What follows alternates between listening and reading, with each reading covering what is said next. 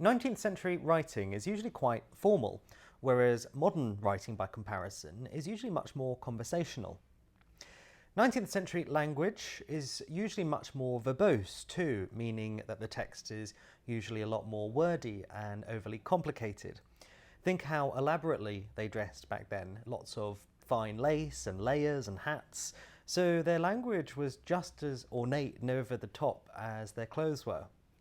The vocabulary tended to be more complex too. They used more polysyllabic words in their writing, as in words with more than one syllable, and Latin root words, as in words based on Latin.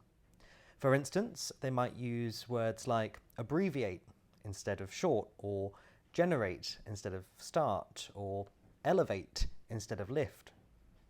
If you don't already know, it's fine if you don't, then one-syllable words are called monosyllabic. Mono is in one, and syllable, which is the beat of the word. So those words short and start and lift, they're all monosyllabic. And if you play an instrument, then you'll know polyphonic is where you play more than one note at once.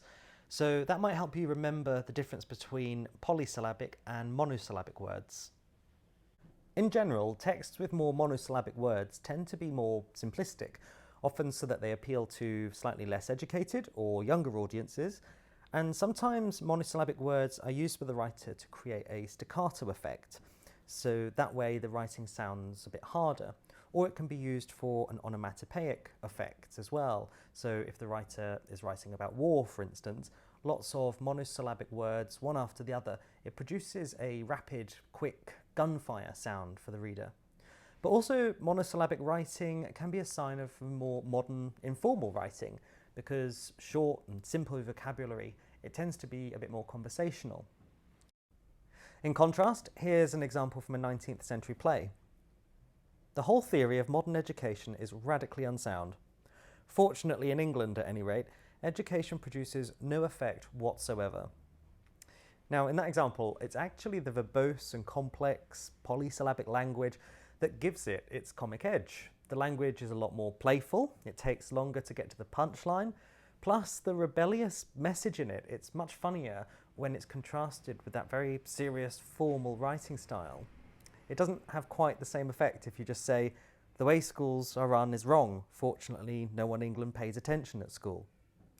And that does the job, but you can see how the 19th century style has a different effect.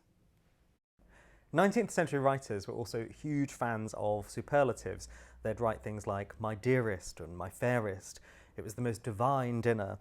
You'll especially see that sort of thing written in letters. It was often a way to flatter their reader and for the writer to appear more modest and kind, which was really important by 19th century values. It was a way of showering people with compliments.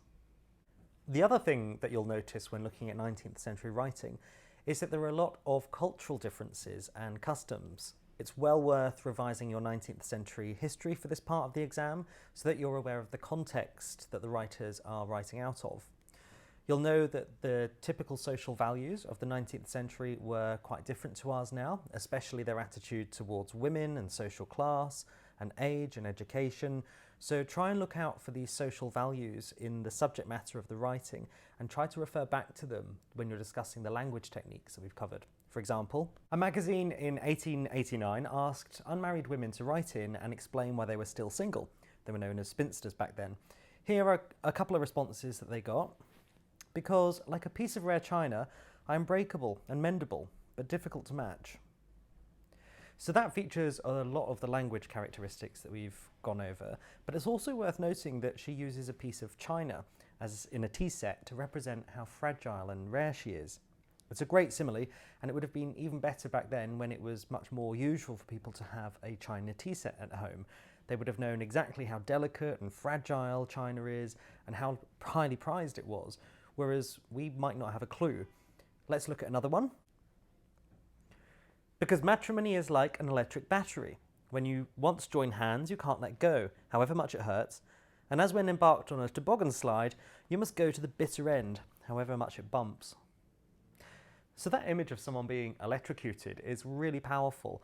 It compares a marriage to a painful shock that you can't get away from. It's a brilliant comparison, and even more so when you consider the historical context. that it was almost impossible to get a divorce back in the 19th century, especially for women.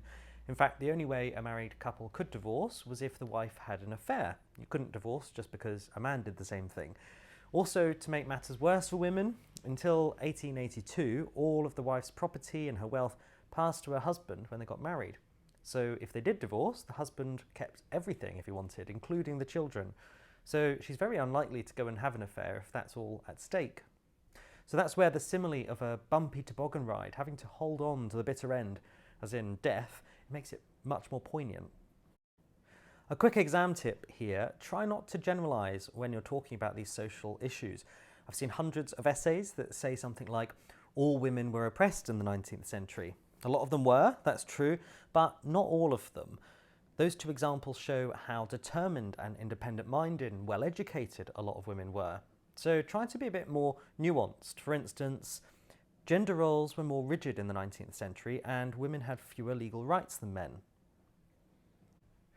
Something else that's really important to remember, especially if you don't like 19th century writing, and what those two examples we've just looked at show, is that the Victorians were really funny, but perhaps because the main records we have of them are in the form of these black and white photos, very serious paintings, formal writing, it's easy to think that they were really boring and miserable, but they weren't. You just need to scratch beneath the surface a little and get past some of that verbose, very flowery language. Try even to enjoy it. You'll find plenty of humour in the writing, and you'll see that they weren't all that different to us. Just to demonstrate that point, look at this photograph. It's a typical Victorian picture that we're used to seeing in monochrome. It's fairly unremarkable, but when it's colourised, it's much easier for us to imagine the way that they lived, which wasn't in black and white at all. We can see their quirks and their personalities a bit more.